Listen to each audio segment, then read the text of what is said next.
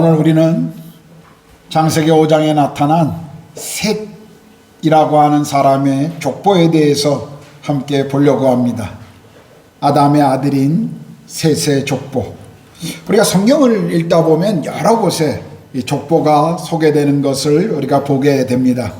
우리가 단순히 기억하는 것만도 가인의 족보나 또 셋의 족보, 노아의 족보, 셈, 함, 야벳의 족보, 그리고 아브라함과 이스마엘의 족보, 야곱과 이스라엘의 12지파의 족보, 그리고 바벨론 포로에서 돌아온 사람들에 대한 족보, 예수님의 족보, 이렇게 많은 것들을 성경이 이 족보에 대해서 기록하고 있습니다. 족보를 읽을 때마다 우리의 마음이 어떻습니까?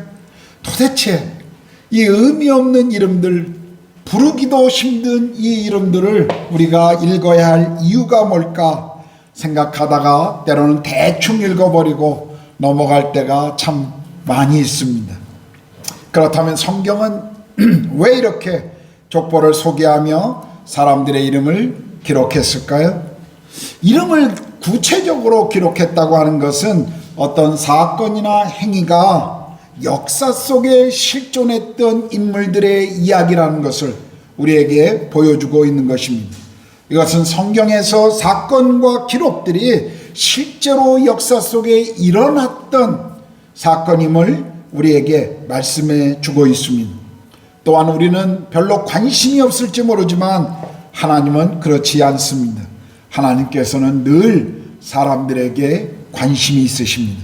특별히 성경은 하나님께 대하여 신실했던 믿음의 사람들의 이름을 기록하는 것에 아주 관심이 많습니다. 왜냐하면 그것을 읽고 후대에 그 사건을 기억하는 사람들이 그들의 생애를 보며 그들에게 교훈을 얻고 또 더 깊이 배울 수 있는 그런 기회를 제공하기 때문입니다. 말라기 3장 16절은 그때 여호와를 경외하는 자들이 피차에 말하며 여호와께서 그것을 분명히 들으시고 여호와를 경외하는 자와 그 이름을 존중히 여기는 자들을 위하여 여호와 앞에 있는 기념책에 기록하셨느니라 라고 말씀하십니다. 하나님은 이렇게 하나님을 경외하는 자들에게 관심이 있으십니다. 그리고 족보는 하나님이 아담에게 말씀하셨던 구원의 계획의 그 약속이 성취되어 가고 있음을 보여주는 또 하나의 증거인 것입니다. 여인의 후손에게서 인류의 메시아가 온다고 약속했던 이 하나님의 약속이 신실하게 진행되고 있는 과정을 지금 우리에게 보여주고 있는 것이 이 족보인 것입니다. 족보를 통해서 하나님은 그것을 또 우리에게 확인시켜 주십니다. 오늘 우리가 읽었던 본문은 아담의 아들 중에 셋이라고 하는 사람의 족보를 소개하고 있습니다. 셋의 족보는 불경건한 시대에 살았던 경건한 사람들의 그 후손들을 소개하고 있습니다. 그러므로 이 족보는 하나님의 구속 역사가 어디에 기초를 두고 있으며 또 어떻게 펼쳐 나갈 것인가를 우리에게 보여줍니다. 본문은 셋의 후손들의 특징을 보여주면서 사람의 그 나이를 소개해주고 있습니다.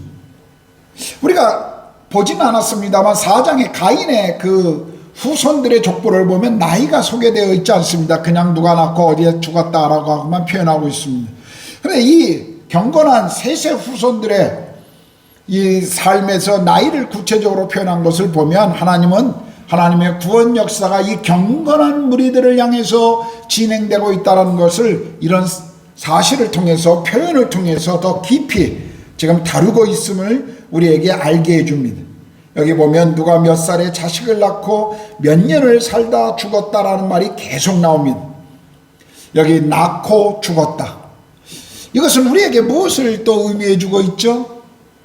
아무리 경건한 셋의 후손들이라 할지라도 아담이 범죄했던 에덴 사건의 그 결과로 모든 사람들은 반드시 죽음의 심판 앞에 포함되어 있다라고 하는 사실을 또 우리에게 가르쳐 주고 있는 것입니다. 이것이 본문에서 강조하고 있는 것입니다.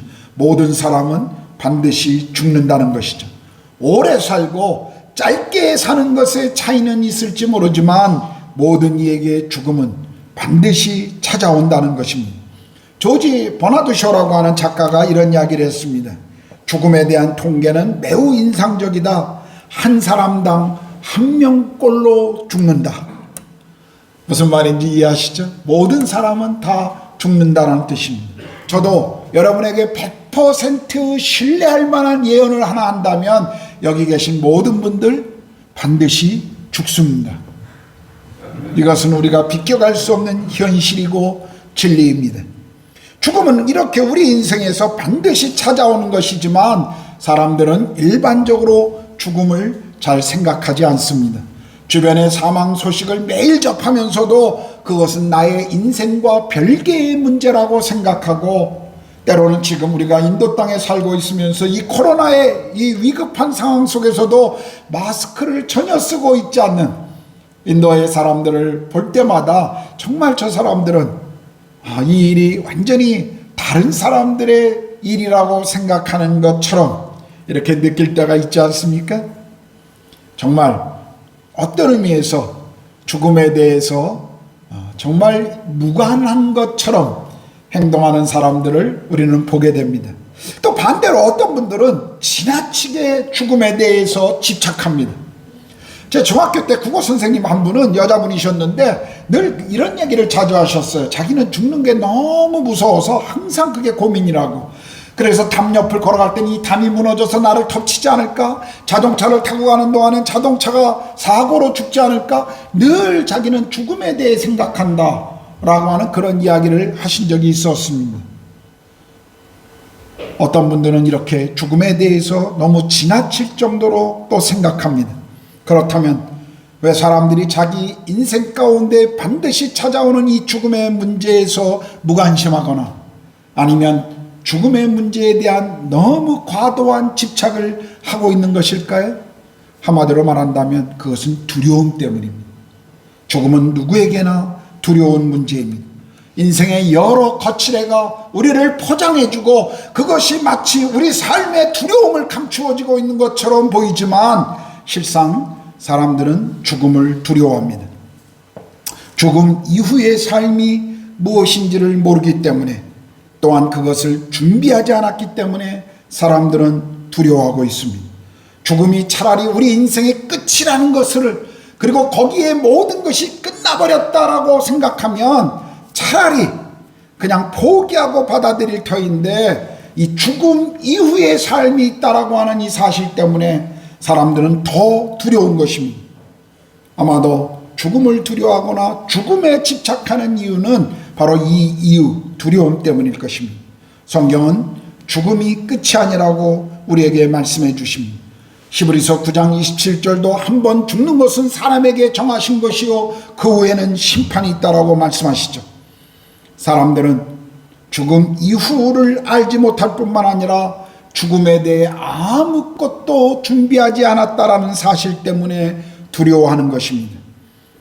어느 날 자신의 인생에서 그렇게 거부하고 살았던 하나님, 그분 앞에 직면해야 될 이 현실 때문에 사람들은 두려워합니다.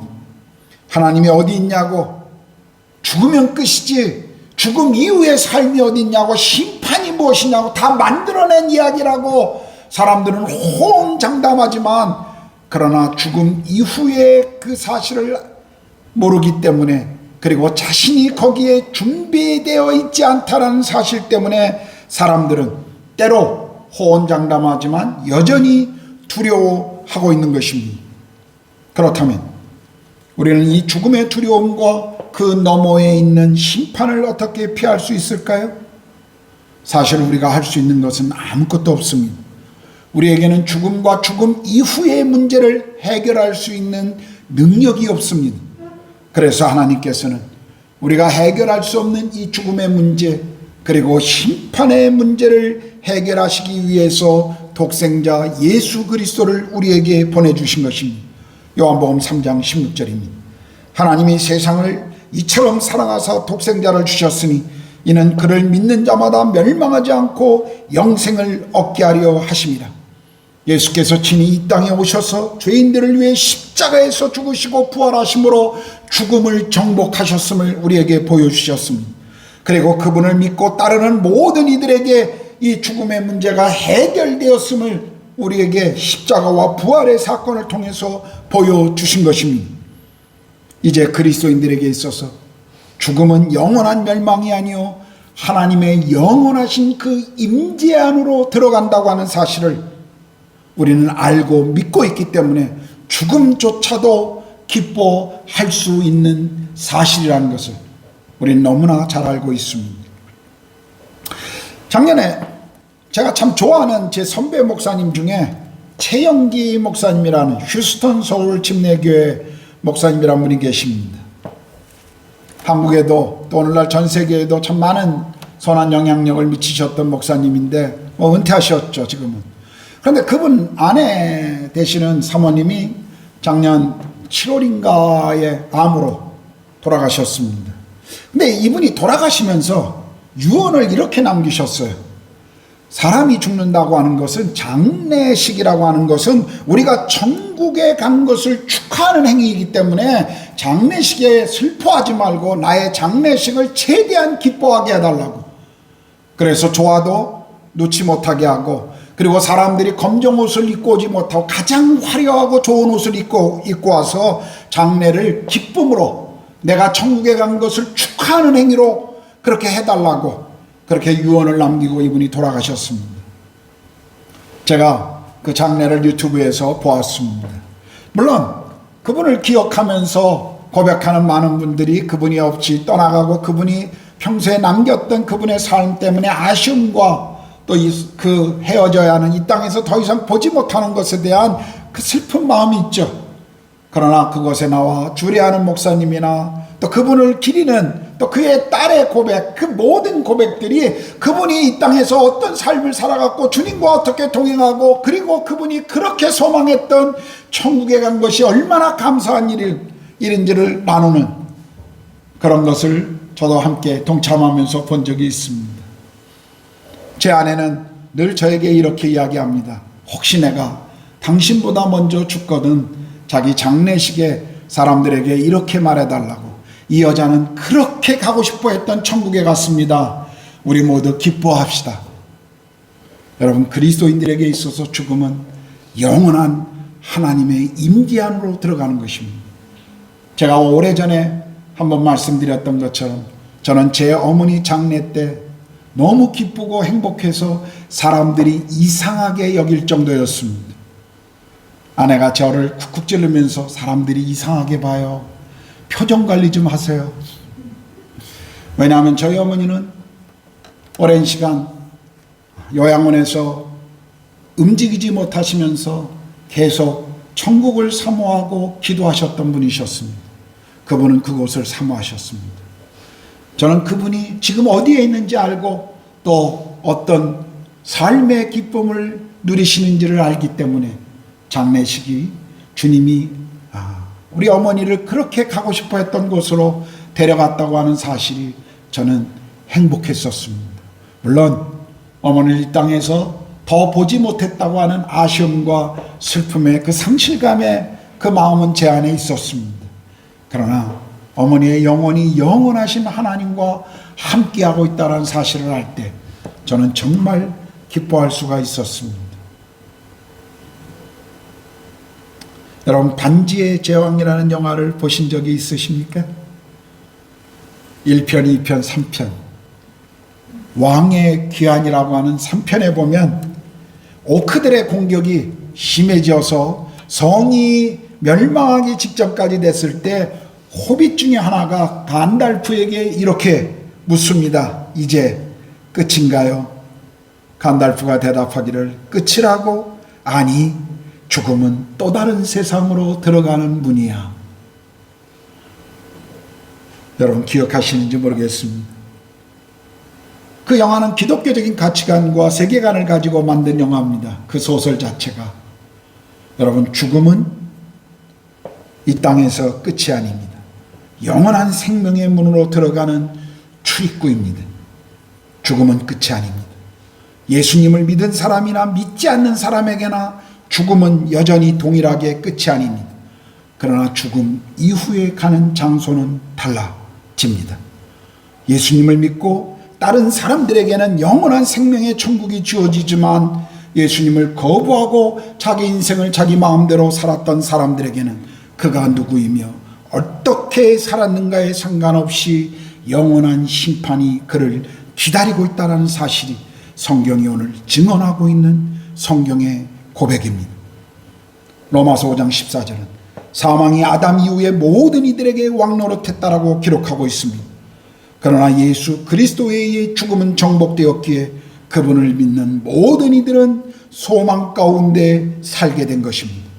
여러분은 이 죽음의 두려움, 죽음이 주는 이 권세 앞에 자유를 얻으셨습니까? 죽음 이후의 삶에 대해 준비되어 있으십니까? 오늘 본문은 죽음 이후의 삶을 기억하고 그것을 아름답게 준비했던 한 사람을 우리에게 또한 소개해 주고 있습니다. 그의 이름은 에녹입니다. 21절부터 24절입니다.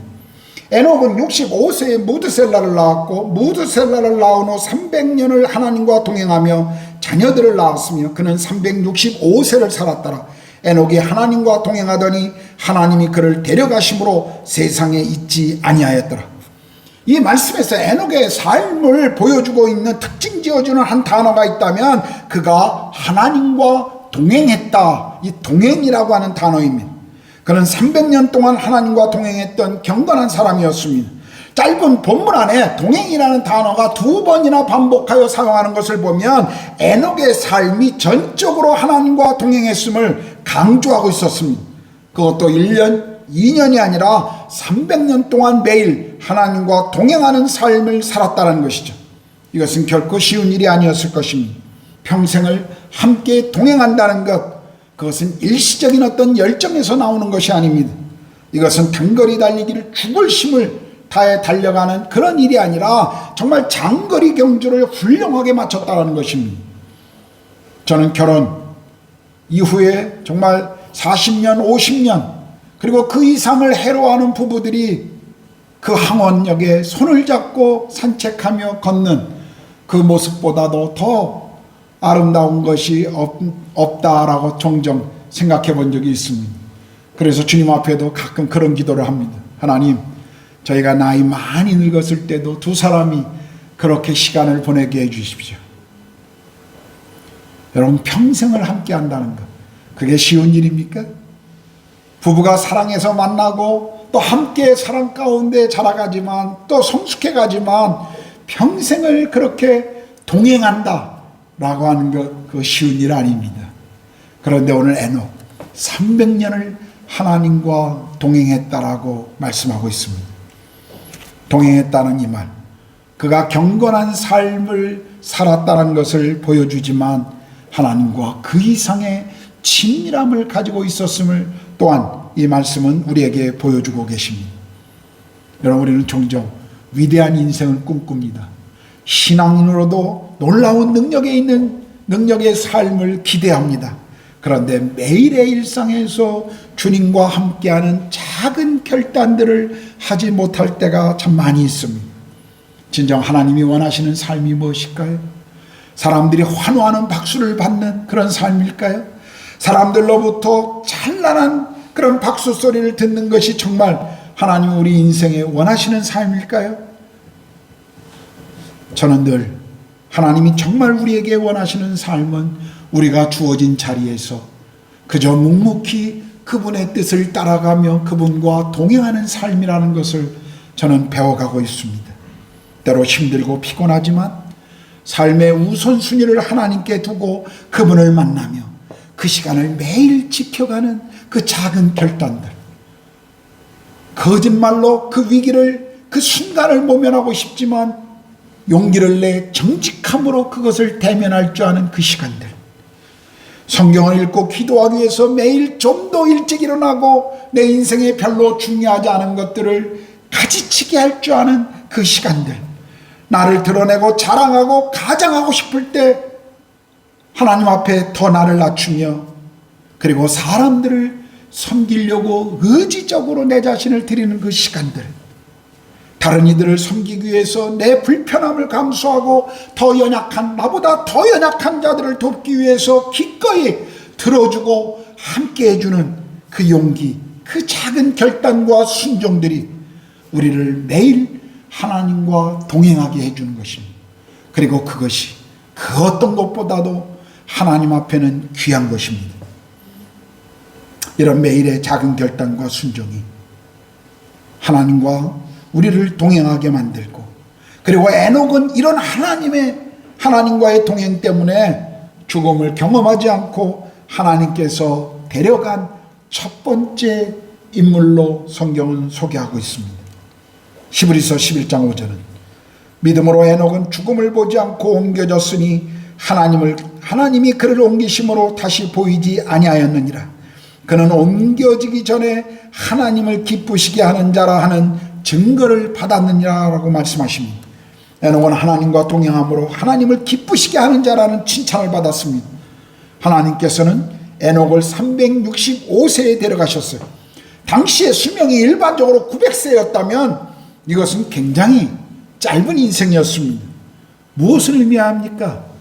여러분, 우리가 인생에서 한 사람의 생애의 평가는 그가 얼마나 오래 살았느냐가 아니라 어떻게 살았느냐에 달려있다는 것을 오늘 이것은 우리에게 가르쳐 주십니다.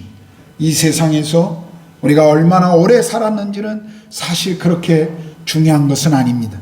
어떻게 살았느냐가 중요합니다.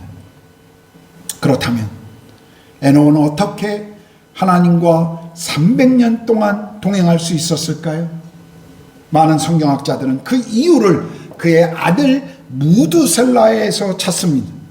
22절을 보면 무드셀라를 낳은 후에 300년 동안 하나님과 동행했다라고 기록하고 있습니다. 왜 성경이 특별히 이 사실을 강조했을까요?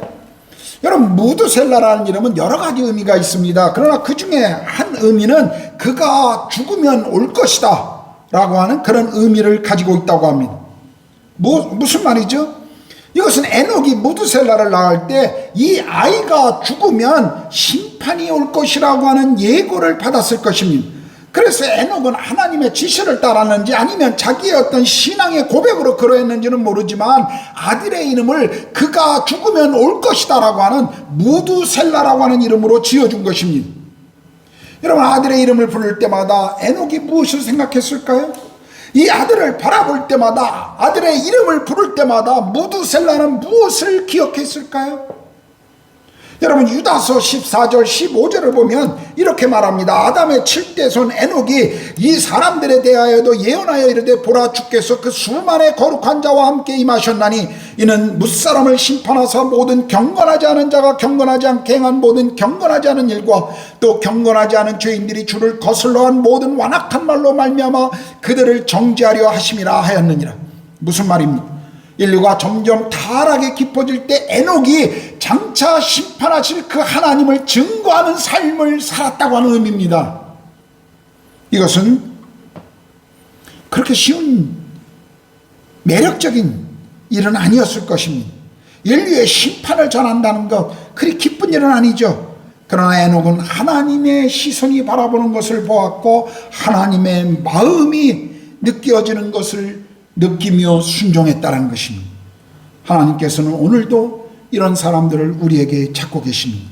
하나님의 시선으로, 하나님의 마음으로 이 세상을 보는 사람들, 그런 사람들을 주님은 오늘도 찾고 계십니다. 오늘 근데요, 성경을 읽으면서 아주 흥미로운 사실 한 가지는 이 무드셀라가 인류 역사에 기록된 사람들 중에 가장 오래 살았다는 것입니다. 969세를 살았어요. 성경에서 기록한 사람들 가운데 가장 오래 산 사람이 바로 이 무드셀라였습니다. 도대체 왜 그는 이렇게 오래 살았을까요? 아마도 무드셀라가 죽고 난 이후에 하나님의 심판이 이루어진다는 것을 생각한다면 무드셀라가 살아있다고 하는 그 사실은 지금 하나님의 심판이 보류되고 있다고 하는 것을 또한 보여주고 있기 때문일 것입니다. 실제로 우리가 창세기 5장에 또 6장에 노아의 홍수의 그 연도를 계산해 보면 무드셀라가 죽었을 때 노아의 홍수가 시작되는 것을 볼 수가 있습니다. 그래서 어떤 분들은 무드셀라가 노아의 홍수 때 그 홍수에 빠져 죽었을 것이다 라고 그렇게 이야기하시는 분도 있어요. 그러나 저는 믿기로 무두셀라가 죽은 이후에 노아의 홍수가 찾아왔을 것이니 그가 죽던 해에 홍수가 시작되었을 것이니 그렇다면 무두셀라가 살아있는 동안에는 심판이 지연된 것이니 그리고 그가 죽자 이제 심판이 시작된 것입니다. 그러므로 이것은 무두셀라가 가장 오래 살았다고 하는 이 사실은 죄인의 심판을 유보하고 계시는 그 하나님의 궁율, 그 하나님의 은혜를 우리에게 보여주고 있는 것입니다. 무두셀라는 이 세상 누구보다도 오래 살았습니다. 이것은 단순한 우연이 아닙니다. 인간의 심판을 조금이라도 유보하여 한 사람이라도 더 구원하시기를 원하시는 주님의 마음이 이 무두셀라의 삶에 그대로 드러나 있다는 것이 오늘 우리는 이 말씀을 통해서 배워야 할 것입니다. 초대교회 시절에 어떤 이들이 주의 재림에 대해 조롱하는 말을 했습니다.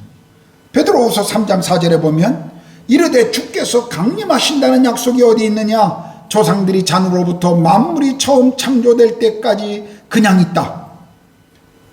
오늘날도 이렇게 말하는 사람들이 있죠. 도대체 심판이 종말이 언제냐? 늘 너희들은 말하지만 똑같지 않느냐? 그렇게 이야기하는 사람들이 우리 주변에도 있습니다. 그러나 이렇게 말하는 사람들에게 베드로후서 3장 9절에 베드로는 이렇게 말합니다. 주의 약속은 어떤 이들이 더디다고 생각하는 것 같이 더딘 것이 아니라 오직 주께서는 너희를 대하여 오래 참으사 아무도 멸망하지 아니하고 다 회개하기에 이르기를 원하시느니라. 여러분 베드로 후서를 보면요, 이 말씀의 앞뒤에 노아의 홍수를 예로 들고 있어요. 우리가 이런 내용들을 보면 무두셀라가 이 세상에서 가장 오래 살았던 그 이유, 그것은 하나님께서 은혜와 자비를 베푸시고 기다려주셨던 시간이라는 것을 우리가 알 수가 있습니다. 무두셀라가 살던 시기도 그랬고 초대교회도 그랬고 지금도 변하지 않는 것이 있다면 사람들이 다가오는 심판을 고의로 거부하고 마음문을 닫는다는 것입니다. 로마서 1장 28절에 보면 하나님을 알만한 것들을 사람들에게 보여주었음에도 불구하고 사람들이 고의적으로 그의 마음에 하나님 두기를 싫어한다라고 그렇게 성경은 말씀하고 있습니다. 왜 하나님을 마음에 두기를 싫어하나요?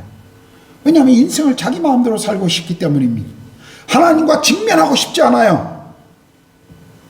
그러나 오늘 무두셀라의 이 생애를 보면서 그의 나이를 보면서 우리가 알고 있는 것은 하나님이 그가 살고 있는 그 시간 속에 심판을 지연했지만 그러나 영원히 심판이 지연된 것은 아니었습니다.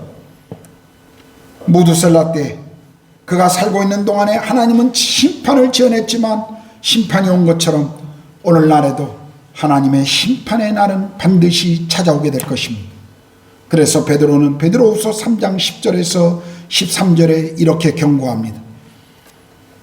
그러나 주의 날이 도둑같이 오리니 그날에는 하늘이 큰 소리로 떠나가고 물질이 뜨거운 불에 풀어지고 땅과 그 중에 있는 모든 일이 드러나리로다.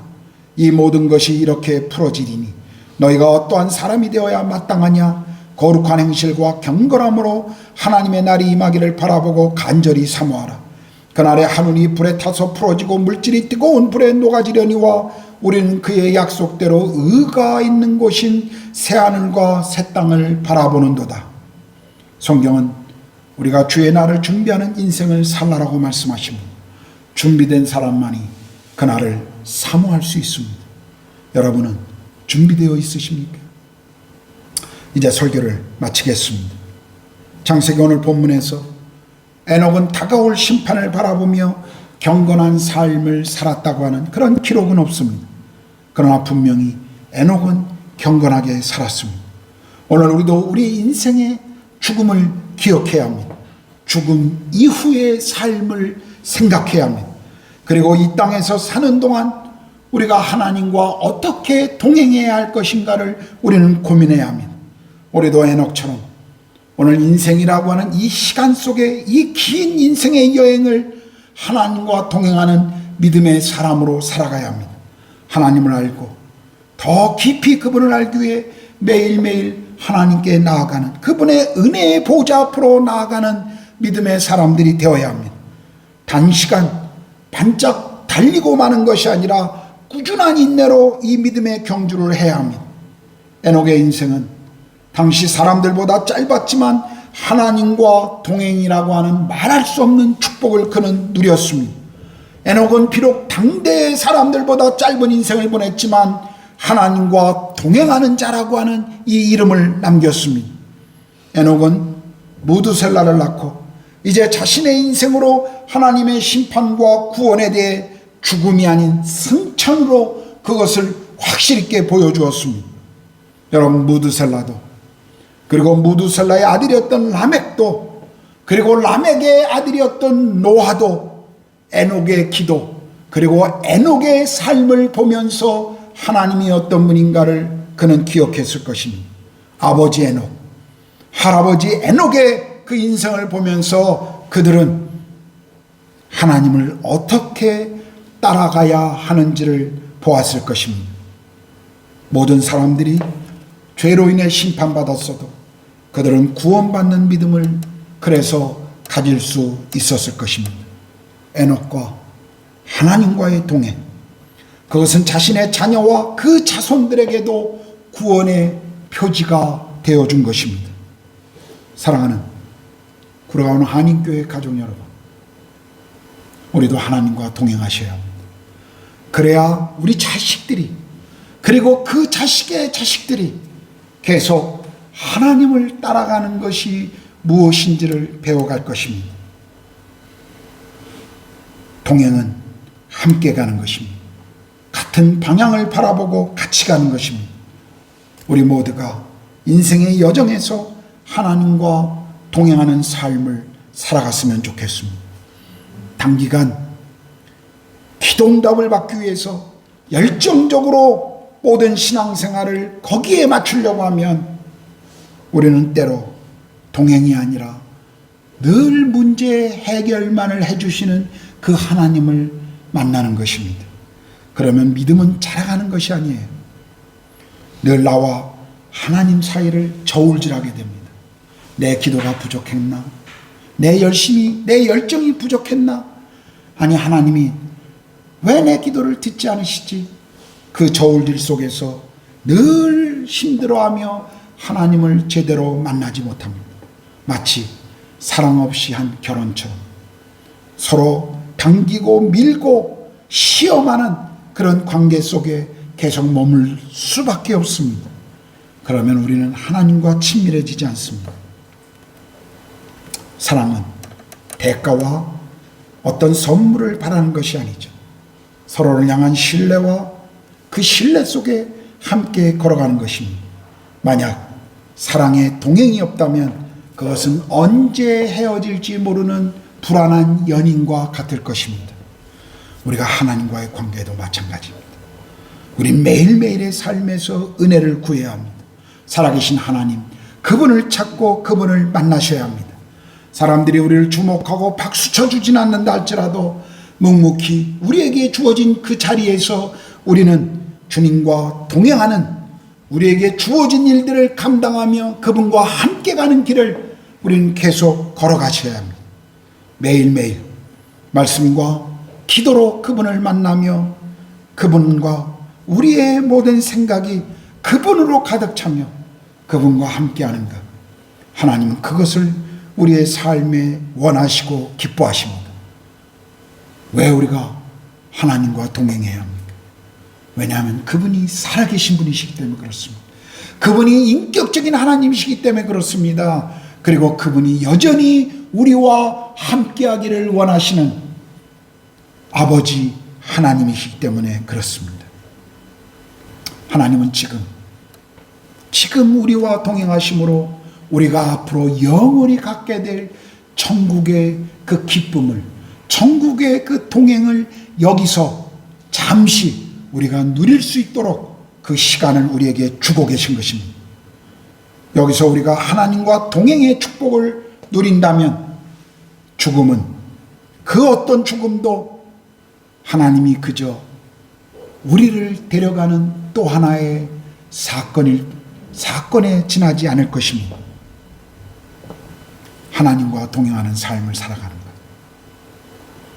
그것이 우리 삶의 진정한 기쁨이 되었으면 좋겠습니다. 그것이 우리 삶의 기쁨의 원인이 되고 그것이 우리의 삶의 조건이 되고 그리고 하나님 앞에 서는 날까지 우리 삶의 기쁨의 근원이 되었으면 좋겠습니다. 이것을 위해 우리 모두가 함께 주님 앞에 걸어갔으면 좋겠습니다. 한 사람도 중도 포기하지 않고 끝까지 이 믿음의 경주를 신실하게 달려갑시다. 하나님께서 사랑하는 모든 믿음의 가족들에게 정말 은혜를 주셔서 이 믿음의 경주 마지막 결승점까지 잘 달려갈 수 있기를 축복합니다. 기도하겠습니다.